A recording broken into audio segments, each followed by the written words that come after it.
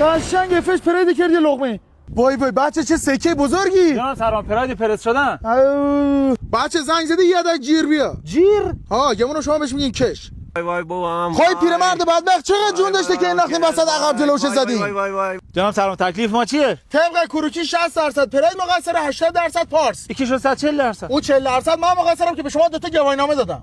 طبق آمار 90% تصادفات به خاطر استفاده از متان است. متان چیه جناب سرمان؟ موبایل تو دست آدم نفهم.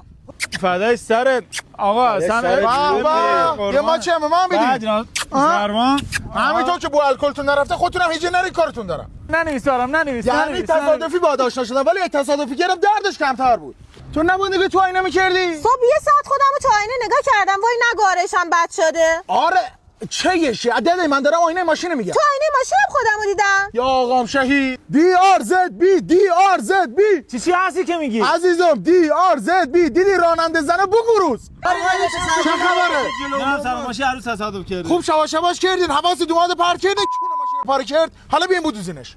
خانم متوجه مقصری؟ نه من که راهنما زدم. داده من این راهنما نی این از مونده اصلا حضرت موسی که نی تا زدی زمین زمون باز بشه خود تور باز بزن. یعنی با راننده نیست نمیشه حرف بزنی بس که مس خورده عرق شرده. دست برگم چه؟ ای بیا تو دست کار نمیزنی من اومده رو بالبار. بعد تو چه غلطی می‌کنی تو؟ جناب سرمان جون خود بزن ما بریم گیریم مراسم. گیره چه مراسمی عقب بزنم اینا مشکوکی هیچی چه؟ گونی برنجیه. این گونی برنجیه؟